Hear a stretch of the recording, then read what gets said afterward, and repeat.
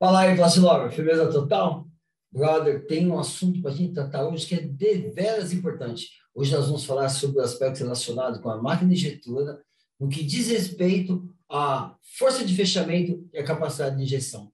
Cara, muitas vezes eu estou, nas minhas aulas ou alguma consultoria que estou fazendo, ou ainda visitando algum amigo, e sempre tem aquela pergunta: pô, Marcelão, como que eu faço para saber qual a capacidade dessa máquina de injetar peça? Que peça que cabe nessa máquina?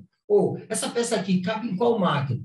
Velho, existe um cálculo simples de força de fechamento que você pode utilizar e que vai favorecer muito na escolha da máquina adequada.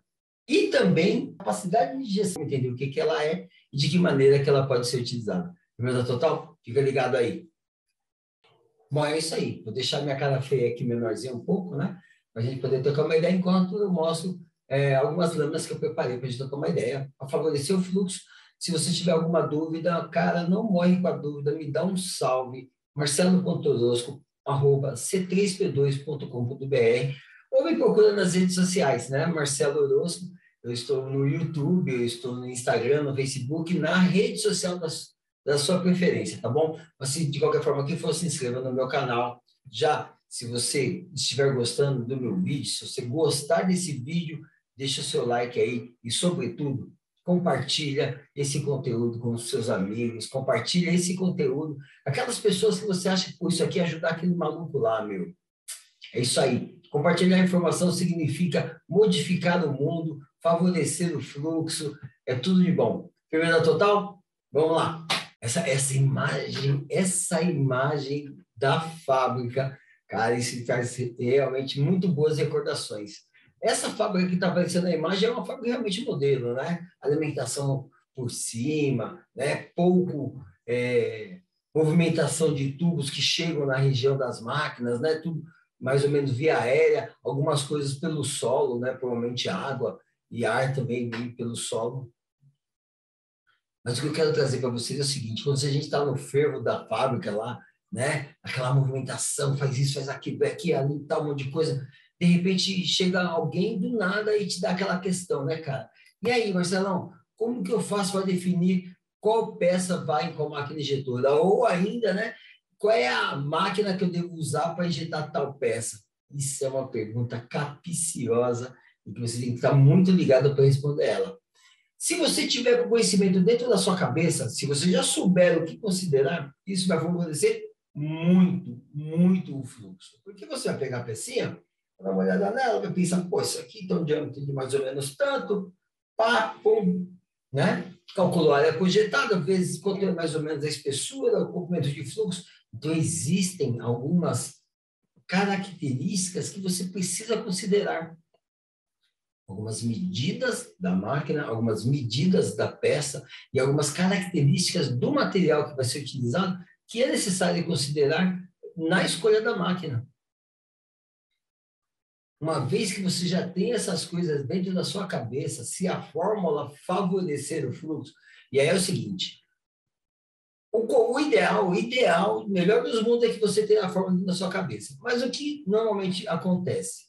Você tem a fórmula disponível no lugar onde você pode alcançar, na sua mesa, aquele caderninho de anotação, no celular. Cara, nós temos uma infinidade de possibilidade de registrar as informações e você não pode perder isso, cara.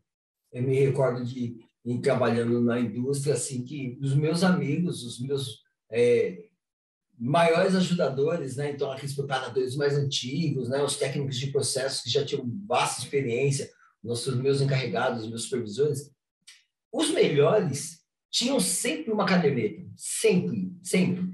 E toda informação importante, o cara já abria a cadernetinha aqui, já para anotar. Aquelas pequenininhas de bolso mesmo, eu acho que é até mais saudável se você transpor aquela informação para um caderno maior. O ideal é até aquele cadernão, né? Eu tenho amigos que até hoje usam o caderno. Faz assim, não, já abre o caderno e já sai anotando. É uma espécie de ata das reuniões. E isso é muito saudável de se fazer. Eu acho que nós devemos ter esse hábito de ter uma cadernetinha no bolso, aparece a informação importante, anota a informação, depois transcreve essa informação para o seu diário, para o seu livro de anotações, e com certeza isso vai favorecer o fluxo. E uma das informações que devem conter nas suas anotações são as fórmulas. São as fórmulas para calcular a força de fechamento. Recentemente, um Toast Lover querido me questionou, né? Pô, Marcelo, estou com uma máquina assim assado e quero injetar um balde. Qual é o tamanho do balde que eu posso injetar nessa máquina, né? Então, deixa eu até ler para vocês aqui, ó. Olá, tudo bem? Boa noite, tudo bem? Sou fulano de tal, acompanho todos os seus vídeos. Gostaria de saber se uma máquina injetora de 180 toneladas e 350 gramas de capacidade de injeção pode injetar que tamanho de balde, né? É uma pergunta meio difícil, essa, na verdade, porque eu preciso supor as medidas do balde, né? É uma pergunta que me consumiu algum período para concatenar as ideias. E eu acabei fazendo de trás para frente. Então, eu tenho a capacidade da máquina, eu fui lá buscar medidas de baldes que coubessem nessa máquina. Então, eu peguei vários tamanhos, 5, 7,5, 10, 15, 20 litros de balde, fiz todo o dimensionamento e parti para os cálculos. Esses cálculos consideram um monte de variáveis que se relacionam com o produto, né? Então, a área projetada, o número de cavidades, a área projetada do canal, isso sobretudo quando você tem um molde que injeta mais de uma peça, né? Se tem um canal de distribuição, você precisa considerar a área projetada do canal de distribuição. É preciso considerar também a pressão de injeção específica média dentro da cavidade. Por que a média? Porque a pressão de injeção específica ela varia com a espessura do material, com o comprimento de fluxo, com a viscosidade que o material apresenta dentro da cavidade, e essa variação ela deve ser considerada, mas não é preponderante, ela não é definitiva na escolha da máquina, mas ela precisa ser considerada porque é um fator que vai diferenciar as capacidades necessárias para fechar a máquina. Olha, se a pressão média na cavidade for maior, a força de fechamento resultante também deverá ser maior. E, por último, uma outra consideração é o fator de viscosidade. Eles chamamos aqui nessa fórmula de KM, né? Que é um fator que se relaciona com o tipo de material utilizado, se tem recarga, se tem reforço, se tem fibra, se é muito viscoso, se é muito fluido, bom, enfim.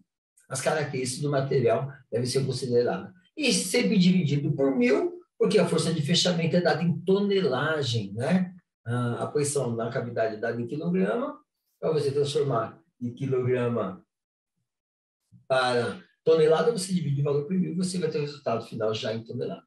Beleza? Então, aí, anota esses dados aí, cara, tira uma foto, coloca no seu celular, anota no seu caderno, não deixa passar essa oportunidade, essa fórmula é fundamental. Eu conheço muita gente que utiliza outros métodos para se calcular a força de fechamento, né? Existe aí uma lenda dizendo que não, você usa de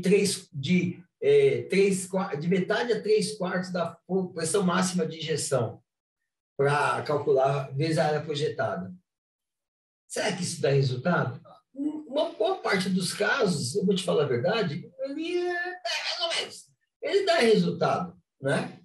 Mas é fiel? Garante.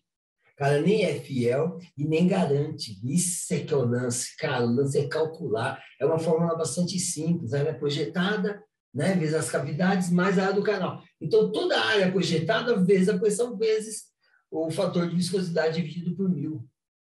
Decore essa fórmula, né? Uma outra metodologia que eu já vi as pessoas utilizando, qual é o material? Tal material, qual que é a área? Tal área.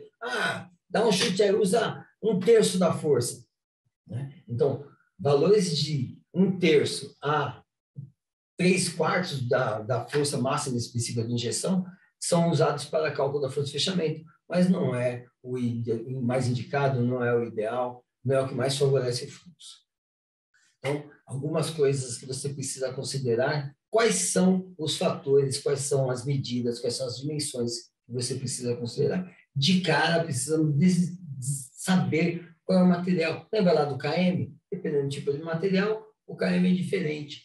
O KM, ele é normalmente menor, valor 1, com materiais com maior facilidade de processamento. Poliestireno, cristal, poliestireno alto impacto, né? Polipropileno de alta fluidez, polietileno de baixa densidade. Alguns materiais que têm viscosidades menores, ou seja, mais fluidos, eles utilizam o KM menor, perto do 1 e tal. E à medida que a viscosidade desse material apresentada comumente conhecida é maior, você eleva esse valor. Existe uma tabelinha aí, tá bom? Quando o menino me perguntou sobre o balde, a primeira pergunta que eu fiz para ele foi assim: qual material que você pretende injetar? PP ou PE? Ah, Marcelo, eu não sei. Qual dos dois que eu posso escolher?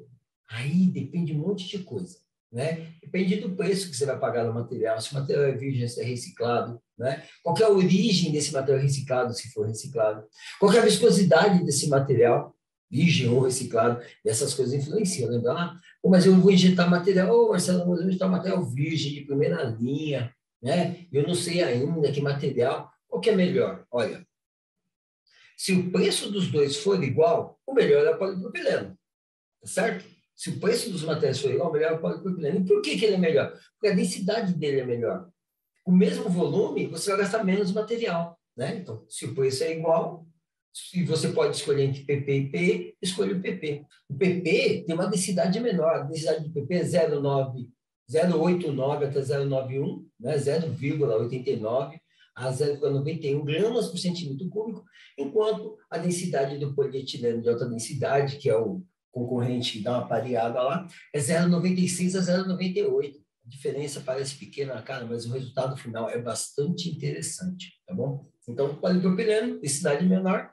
Se o custo for igual, eu escolheria o polipropileno. Beleza? E por que eu escolheria o polipropileno? Por causa da viscosidade, por causa da densidade. O polipropileno tem uma característica de ser mais fluido do que o PP, normalmente, em forma geral. É claro que o peso molecular, a polimerização, a quantidade de aditivos vai influenciar. Mas eu estou falando de material virgem, a mesma aplicação com uma viscosidade semelhante. Beleza? Mas o ideal é você escolher uma fluidez que diz respeito à velocidade de injeção que você vai utilizar. Quanto maior a velocidade de injeção que você precisa utilizar, mais fluido tem que ser o material. Se ele é mais fluido, o peso molecular deve ser menor e as propriedades mecânicas também serão alteradas. Você precisa tomar muito cuidado com isso daí, beleza? Outra coisa bastante interessante é assumir a espessura do balde. Eu peguei vários baldes. E tinha balde lá com a espessura de 0,8, tinha balde com a espessura de 2,5 milímetros, 2,7, né? Então, dependendo da quanto parrudo é o balde, né, mais espesso ele é. E a espessura influencia muito no cálculo da pressão média na cavidade. Pressão de injeção específica média dentro da cavidade é muito influenciada pela espessura de onde o material está passando. Então, nós assumimos um diâmetro de balde e uma espessura de balde. Né? Lembra que eu falei? 5, 7,5, 10, 15 e 20 litros. Pegamos esses baldes e vamos medir, né? Medimos tal, pega daqui e tal. E assumimos um determinado valor que era coerente com a capacidade de classificação da máquina, com a capacidade de fechamento da máquina. Bom, tá aí o baldão que a gente selecionou e dentro dos que nós escolhemos foi o que acabou dando o resultado que interessa para esse meu camarada aí, para esse meu Plastilog querido. Eu espero ter ajudado ele, espero que ele tenha tido sucesso na solução do problema dele, espero que ele esteja ganhando dinheiro com a solução que ele propôs lá na empresa onde ele trabalha, na empresa onde ele demonstra os seus talentos de Plastilog. Então, o diâmetro da boca do balde, o diâmetro superior, 24 centímetros, diâmetro inferior no fundo do balde, 19 centímetros. Por que isso é importante, Marcelo? Cara, a gente vai calcular a área projetada. E a área projetada é como se eu olhasse o balde por cima. O que eu vejo quando eu olho o balde por cima? Eu só vejo a bocona dele. Para a área projetada, o diâmetro da boca do balde é suficiente. Mas e quando eu vou calcular o comprimento de fluxo? O comprimento de fluxo é aquele caminho, então o material entra lá no bico de injeção, sobe, enche o balde, né? Esse trajeto que ele fez, isso a gente chama de comprimento de fluxo. Mas e se o balde tem duas cavidades? Do ponto de injeção, da hora que o material sai da região de plastificação e entra na região de moldagem, na região já resfriada, desse ponto de injeção até o caminho que o material faz lá na parte mais longe da peça. Pá! Esse é o caminho que ele faz, é o trajeto que o material percorre dentro da cavidade, é o comprimento do fluxo do material dentro da cavidade. E esse é muito importante. Daí a gente precisar de todas essas medidas. E a altura do balde, 25 centímetros também. E a espessura, 1 milímetro. Para esse balde, lembra que eu falei? Os baldes menores têm espessuras menores, os baldes maiores têm espessuras maiores, e também depende da aplicação do balde. Esse balde que nós utilizamos é um balde de uso geral, que pode ser injetado em polipropileno. Se fosse dar um chute bem dado, eu diria que de material reciclado, por conta de ter uma cor pastel. Normalmente, os materiais, as peças injetadas em cor pastel, normalmente, em cores pastel, essas coisas, assim, tá puxado para o branco, né? Verde puxado para o branco, amarelo puxado para o branco, rosa puxado para o branco. Normalmente, essas cores de pastel, eles são oriundos de materiais reciclados. Fica ligado aí, você for comprar alguma coisa na utilidades, comprar as coisas mais vívidas e as mais transparentes. Isso é que garante a melhor qualidade, mas diz que o material tem uma vida durante o processamento mais curta, né? Processou menos vezes. Quanto menos processa, mais propriedade mecânica. E agora vamos onde o bicho pega, que são os cálculos. E, cara, como o pessoal tem medo de cálculo? E é tão simples, é tão tranquilo. Ainda no mundo atual que nós temos calculadora, temos o Google, temos convertedor de unidade, a gente não pode ter medo, a gente tem que ter coragem, tem que ter fé, e esse vai ser maneiro. E vamos buscar o então? É isso aí, ó. Primeira coisa, calcular a área projetada do círculo. Então, Marcelão, agora você pegou a área. O que é a área projetada mesmo? Vamos voltar lá na fórmula? A fórmula aqui, ó. Esse AP aqui, ó, é a área projetada do produto. No nosso caso do balde, é a área projetada desse diâmetro aqui, ó. E se eu olhar por cima, tudo que eu vou ver vai ser o formato do bocão aqui. Beleza? Então, vamos lá. A área projetada da boca do balde, que é o círculo, é igual a π vezes o raio ao quadrado. Então, você pega lá, mede o diâmetro, né? Divide por 2, vai ter o raio, multiplica o raio vezes o raio, e vezes π, e você vai ter a área projetada. Se você tiver mais de uma cavidade, você precisa calcular a área projetada do canal de alimentação, dos canais de distribuição, tá bom? Não pode esquecer isso aí, não. Em peças menores, quando se injeta lá 20, 30 peças, muitas vezes você tem um canal de distribuição bastante extenso, por vezes mais pesado até do que a própria injetada, né? Estou falando das peças pequenas, tipo aquela sobretampa, ou as buchinhas de encaixe, né? Então, você precisa ficar muito ligado aí. Se o canal de injeção existir, se existirem canais de distribuição, você precisa calcular a projetada deles também. Beleza? Bom, nós assumimos que o diâmetro do balde será 24 centímetros, então nós teremos um raio de 12 centímetros. Isso é bem tranquilo. Vamos lá, então? A área projetada é igual a π vezes r ao quadrado. A área projetada é igual a 3,14. Eu vou assumir o π pequenininho, vocês sabem, né? O π é um número irracional e que ainda não encontraram o fim dele, né? Ele não tem fim, ele é eterno, né? 3,14, 17, pão doce é grande pra caramba. E a gente vai assumir que é só 3,14. Beleza? É isso aí. 3,14 vezes o raio, metade do diâmetro, o raio 12 ao quadrado. 12 vezes 12, 144. 144 vezes 3,14, é chute mais ou menos. Mentira, eu fui na calculadora, você é louco. 452,16 centímetros quadrados. Olha, gente, é muito importante que vocês levem a unidade, né? Se ele levou o raio ao quadrado, centímetro ao quadrado. Se ele era 12 centímetros, 12 vezes 12 centímetros vezes 12 centímetros vai dar 144 centímetros quadrados. É muito importante isso. E lá na nossa fórmula, ao final de todas as contas, o que vai resultar é a tonelagem em toneladas força, né? 1.000 quilos força, 1.000 quilogramas força, tá bom? Bom, é isso aí. Então, a gente já calculou a área projetada, agora a gente vai partir para o próximo passo da nossa fórmula. Vamos lembrar qual que é a fórmula lá? Nós estamos aqui calculando a força de fechamento, já calculamos a área projetada. Nós sabemos que, para esse nosso caso, nós assumimos que é um molde de uma cavidade única, injeção direta, tá bom? Ó, isso é importante salientar. Quando você fala em injeção direta, significa que não tem canal de distribuição. E se não tem canal de distribuição, você não precisa calcular a área projetada do canal. Mas se você tiver mais de uma cavidade, se tiver canal de distribuição, se não for molde com câmara quente, com bico quente, aí você precisa considerar o trajeto frio do material. Lembra lá? O movimento de fluxo é o trajeto que o material faz depois que saiu da região aquecida, então na região fria, do molde. Então, canais de alimentação, canais de distribuição e a própria cavidade em si. Todo o comprimento onde o material percorre para o preenchimento dessa cavidade é considerado comprimento de fluxo. Isso a gente vai calcular já, se liga aí. Então, a nossa área projetada, para o balde que nós assumimos com um diâmetro da boca superior de 24 centímetros, a área projetada será de 452,16 centímetros quadrados. Lembra da unidade? É isso mesmo. Agora, vamos lá no comprimento de fluxo que eu havia falado, né? O comprimento de fluxo é todo o trajeto que o material faz. Imagina que aqui seja ponto de injeção, né?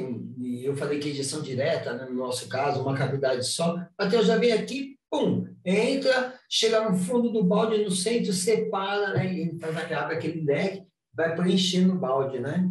Então, mesmo comprimento que esse material vem desse lado, esse material vem desse lado aqui, ó. Que converge aqui, canal de injeção, entra no fundo do balde e preenche o balde, né? Todo o diâmetro dele.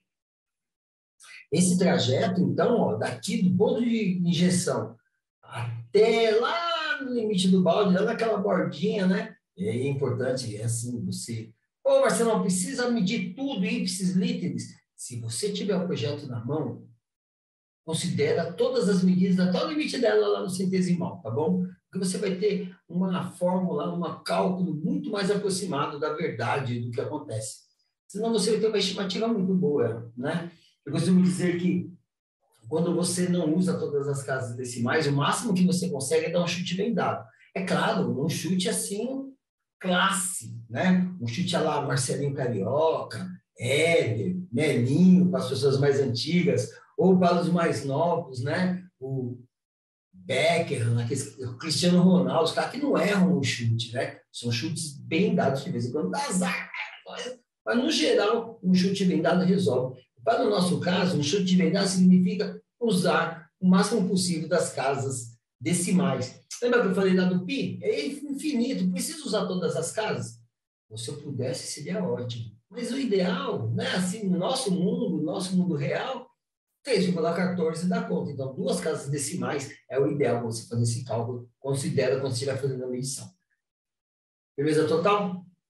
Qual é o nosso comprimento de fluxo, então? Vamos dar uma olhada aqui nas medidas que nós temos efetivamente. Bom, do ponto de injeção até o fundo do molde, são 5 centímetros de canal. O diâmetro do fundo do balde é 19 centímetros. Então, o raio, quando o material vai percorrer na metade, é 9,5 centímetros. E a altura do balde, 25 centímetros. Beleza? Então, a gente vai somar essas medidas, 25 mais 5 mais 9,5, e vai resultar numa medida de 39,5 centímetros corridos, centímetros apenas, né? É uma medida de comprimento. Pegamos essa medida do comprimento de fluxo e dividimos pela espessura. Por que fazemos isso? Porque existe um gráfico que relaciona o comprimento de fluxo e a espessura do material à pressão média específica dentro da cavidade.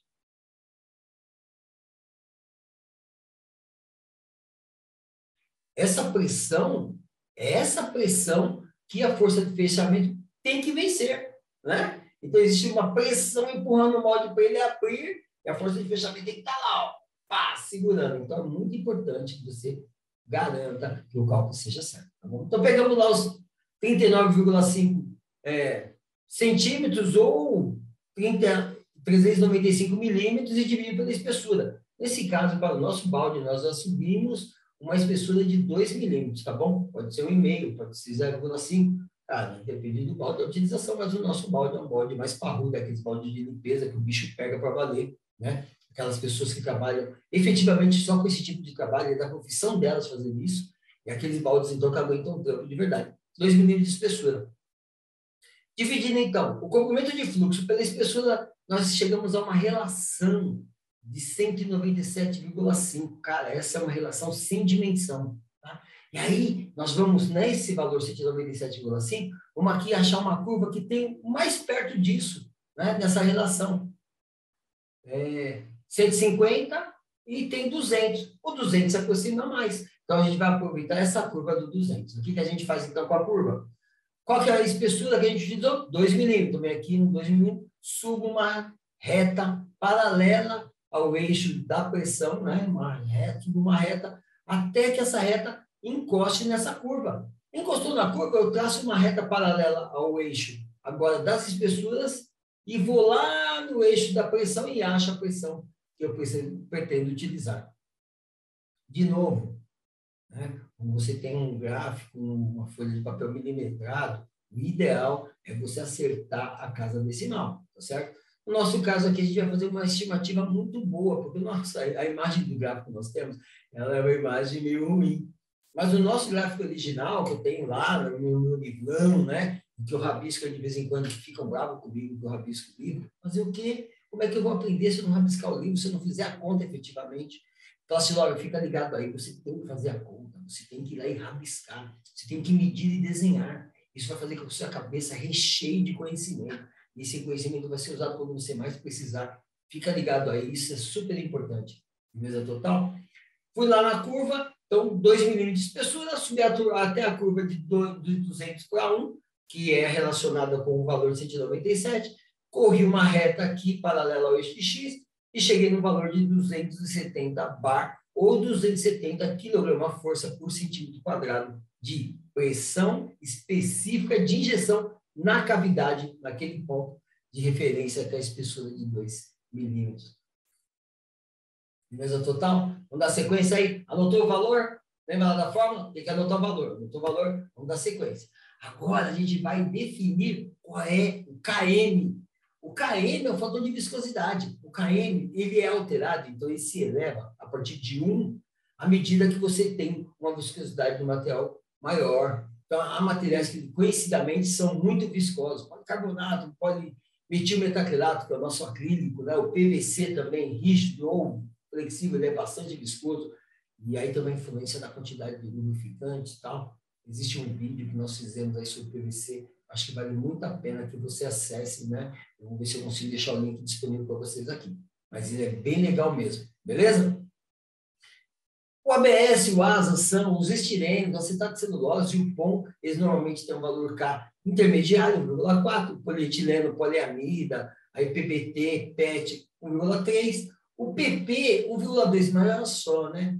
Esse PP é aquele PP convencional, né? Que a gente tem aí a viscosidade adequada para o processo de injeção. Mas aqueles polipropilenos de injeção rápida, né? Com índice de fluidez lá na casa dos 40, 80, 120 gramas por 10 minutos, esses PPs, né, as matérias de alta fluidez, utilizam KM na casa do 1, tá bom? Bom, o PS foi um material que é normalmente de referência utilizado para as capacidades de classificação, os volumes específicos dentro do conjunto de classificação. O PS é sempre utilizado como KM1, tá bom? E é verdade, o PS é um material muito suave de se injetar, né? Ele traz, assim, uma possibilidade muito grande de variação de processo e você pode controlar e dominar o processo amplamente. Ele é um material facinho, né? Gostosinho de injetar. Então, o material que nós estamos usando aqui, polipropileno, KM 1,2. Beleza? Vou levar tudo isso aí para a fórmula agora, para ver como é que fica. Área projetada, nós calculamos, o número de cavidade é 1 só, então a área projetada 452,16 vezes o número de cavidade, é 1 só. Mas a área do canal, nesse caso, não foi calculada, porque a injeção é direta. Lembra? Se é direta, ele não aparece, né? Só calcula a área da bocona do balde.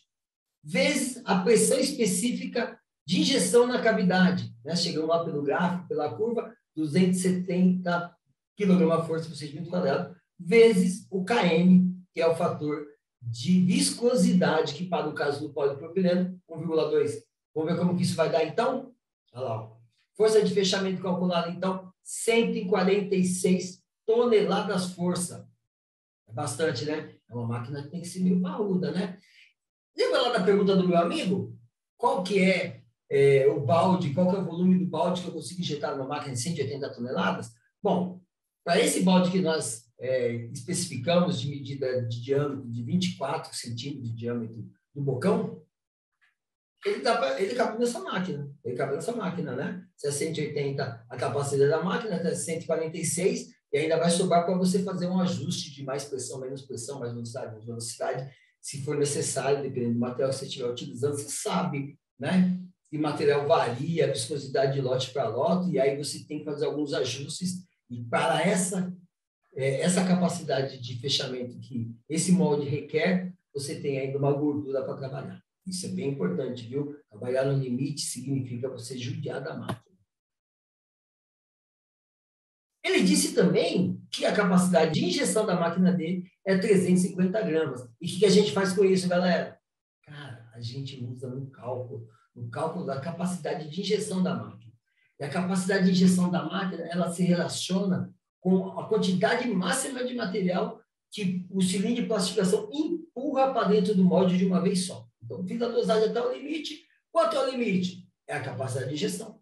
E aí injeta todo esse material dentro do molde. A capacidade de injeção de uma máquina pode ser definida como o máximo de material que pode ser injetado de uma vez só dentro da cavidade do molde. Beleza? Bom, essa grandeza está relacionada com o volume, né? O volume de material que cabe dentro do cilindro. Porque aqui a rosca está aqui. À medida que a rosca vai fazer a dosagem, né, vai abrindo espaço para a quantidade de material que fica dentro do cilindro de plastificação.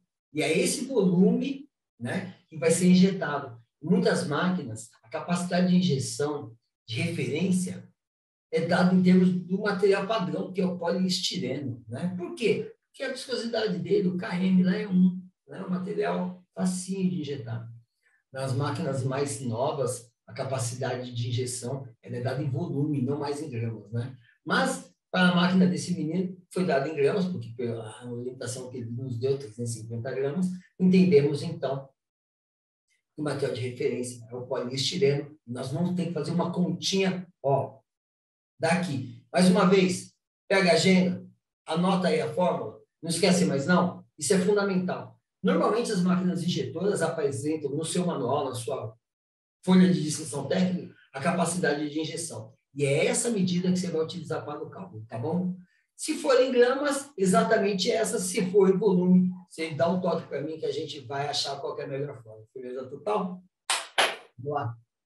Capacidade de injeção para um material qualquer, o material que você está pensando, para o nosso caso polipropileno, é igual à capacidade de injeção para o material padrão, PS, vezes a relação entre o peso específico do material que você pretende utilizar, no nosso caso PP, dividido pelo peso específico do material padrão, PS, vezes o volume específico, o fator volumétrico para o material padrão, PS, dividido pelo fator volumétrico do nosso material, que é o material que a gente está escolhendo. Firmeza? Então, está aqui a descrição de cada uma dessas variáveis, desses que são utilizadas nessa continha aí, nessa fórmula.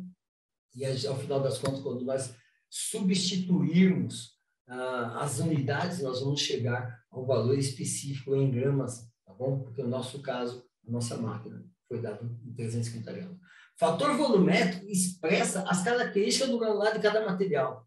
Nós sabemos disso, né? Cada material tem um formato diferente. Às vezes vai ser uma lentilha, às vezes vai ser uma ervilha, às vezes vai ser um cilindrozinho, às vezes ele é todo não mal formado, né? Às vezes é pó. Então, dependendo do material, o fator volumétrico varia, também varia com a densidade relativa, né? Porque é um fator que considera o peso específico do material e também considera peso relativo, tá bom? Isso é bem importante. A tabela abaixo, vou mostrar para vocês daqui a pouquinho, ela fornece as características físicas necessárias para a definição de suas capacidades. Existe um cálculo também que é a capacidade de plastificação da máquina, o quanto ela consegue plastificar por vez. Mas esse é um cálculo mais complicado, a gente vê num outro evento. Fica ligado aí. Cara, olha, é bastante interessante quando a gente fala nos cálculos de injeção e muita gente tem medo, sobretudo o pessoal da fábrica tem medo. Então, se você tem uma equipe que tem esse medo, cara, mostra esse vídeo para eles, né? Mostra as fórmulas, faz a fórmula na lousa. Se você tiver dúvida como explicar isso para a galera, me pergunta, manda um e-mail para mim, marcelo.orosco@c3p2.com.br, que eu vou te dar um toque de como fazer para você favorecer o fluxo de informação na sua empresa, para que a sua equipe fique antenada no movimento, até para que você mesmo consiga utilizar. Se você tiver alguma dúvida, cara, não morre com a dúvida, dá um salve aí. Beleza? Vamos lá para a tabela? Olha lá. Essa tabelona ela foi retirada de um livro, né, de uma literatura bem específica de injeção, né? Fala bastante sobre os materiais e nós torcemos por bem que você tenha acesso a essas informações, tá bom? Então, aqui tem lá o fator volumétrico, que é o V, nós vamos calcular, e o peso específico, que é o Y, que nós vamos calcular. O calor específico é para a capacidade de classificação. A gente vai ver no futuro próximo. Não esquenta a cabeça não, não com uma ideia. Mas vamos nos ater a esses dois aqui. Então, aqui tem uma tabela dos materiais, ABS, acetato de celulose, acetato butirato de celulose, poliamida, policarbonato, polietileno de baixa densidade e de alta densidade, Polimetilmetacrilato, que é o PMMA, que é o acrílico, né? Polióximetileno, POM, também chamado de poliacetal, polipropileno, poliestireno, os PVCs rígidos e flexíveis não são. Então, aqui estão os materiais que a gente usa mais, né? Assim, existe uma gama de materiais muito grande. Nós já vimos aqui no canal, quando nós fomos lá atrás, a classificação com relação ao desempenho, né? Nós falamos sobre a quantidade de materiais possíveis, e é bastante grande a gama de materiais, e os desenvolvimentos não param, né? As blendas poliméricas continuam aí em alta, desenvolvimento de novos materiais, e a aditivação, né? Colocação de carga, de reforço, modificador de fluxo, modificador de superfície, velho. Existe uma infinidade de aditivos que são colocados nos materiais e que alteram esses valores aí, tá bom? Então, você fica ligado. Quando você for utilizar, você verifica se o seu material tem carga ou não, se tem reforço ou não, e se isso vai influenciar o fator volumétrico em peso específico. Se você tem dúvida, procure o datasheet. No datasheet do material, essas informações estão lá. E datasheet, nós sabemos que muitas vezes traz todas as informações, mas algumas vezes não traz todas as informações. E aí é hora de você falar com o fornecedor. Se o seu fornecedor for ruim, não tiver dado resposta a contento, pergunta para mim que eu vou te ajudar. Firmeza? Vamos lá? Então, o nosso material é o polipropileno, né? O fator específico fator volumétrico é de 1,92 a 1,96, e o peso específico, que é a nossa densidade 0,89 a 0,91. A gente vai utilizar os valores intermediários dessa tabela. Beleza? Então, negócio aí da tabela, fica ligado aí, ó.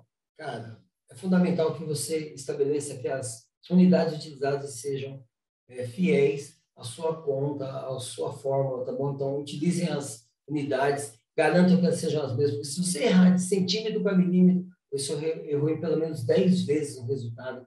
Isso dá muita diferença quando a gente está falando de força de fechamento, capacidade de classificação. Você pode realmente preterir uma máquina que deveria ser escolhida ou escolher uma máquina que deveria ter sido deixada de lado, né? Então, você pode errar bastante nisso daí. Então, considere muito a unidade utilizada. Eu tenho um vídeo que fala sobre datasheet, e esse fator volumétrico, peso específico, calor específico, ele normalmente aparece no datasheet. É claro, existem datasheets e datasheets. Existem aqueles totalmente completos, bonitões, né? Existem aqueles mequetrefes que só tem algumas informações. Vale ressaltar que peso específico e densidade do material é a mesma coisa, tá bom? Gramas por centímetro cúbico. Mais ou menos. Tem uma diferença lá em cima quando nós falamos sobre massa e peso, mas no nosso caso, vamos assumir que densidade é a mesma coisa que peso específico. Então, se no seu datasheet está escrito densidade, é esse valor. Se no seu datasheet está escrito peso específico, também esse valor. É importante que seja dado em gramas por centímetro cúbico. Firmeza total? Vamos lá, então. A capacidade de injeção que eu quero calcular para o material que eu quero injetar, ela tem que usar essa fórmula aí. Vamos lá ver qual que é o nome da fórmula. Já falamos sobre ela e está mais ou menos mastigado o negócio. Se liga aí, ó. Então, a capacidade de injeção padrão, no nosso caso, 350 gramas, que é a da máquina, vezes a relação do peso específico. Então, o peso específico do material que eu quero injetar, que no nosso caso é o polipropileno, 0,89 gramas por centímetro cúbico, dividido pelo peso específico do material padrão, né, que para o nosso caso é o PS, 1,04, beleza? Essa relação vezes a relação do volume específico. Então, o volume específico do material padrão, que é o PS, que é 2,05, vezes, dividido pelo volume específico do polipropileno, que a gente tem aqui de 1,94, que foi a tabela que a gente acabou de olhar aí. Então, agora, transformando todas as variáveis em números, né, numerais, a capacidade de injeção é igual a 350 vezes 0,89 dividido por 0,4 vezes 2,05 dividido por 9,4. Isso vai totalizar com capacidade de injeção para a nossa necessidade de 316 gramas. Quer dizer o seguinte, que a máquina tem que ter no mínimo esse valor, porque lembra lá, precisa ter o ponto de comutação, precisa ter o valor do colchão, o ponto de comutação da pressão de preenchimento para a pressão de recálculo, ou seja, o ponto de mudança da pressão de preenchimento para a pressão de recalque, o ponto de comutação, então, é bem no movimento de onde termina o preenchimento e inicia o colchão. Tá certo? Então, você calculou quantos gramas são necessários para preencher a cavidade? 316 gramas. Quanto que é o mínimo que a máquina deve ter? Vamos pensar que o colchão tem que ter entre 10% e 15% do valor. 10% de 316 está em torno de 31, 32. Então, se você tiver uma máquina com 350 gramas, que é o nosso caso aqui, ela é capaz de injetar um balde de 316 gramas. Firmeza total? É isso aí. Vamos dar sequência? Outras considerações que precisam ser feitas. A gente vai falar disso daqui a pouco. Então, ó, a gente fez um cálculo estimado do volume do balde, considerando apenas a altura e o diâmetro, né? Lembrando que o balde normalmente é um cone, né? E o cálculo do cone tem algumas diferenças que precisam ser consideradas. Eu não fiz isso não, tá bom? Calculando grosseiramente, o cálculo vai dar em 11.304 centímetros cúbicos, ou 11,304 decímetros cúbicos, que é o mesmo que 11 litros, né? Aproximadamente 10 litros é o balde, né? A gente não encontra balde de 11 litros, a gente encontra balde de 10 litros. Por que 10? Tem que sobrar uma borda no balde, né, bicho? Vai derramar água para lá e para cá? Não pode, né? Brincadeiras à parte. Então, o volume estimado do balde é para 10 litros. E essa é a resposta.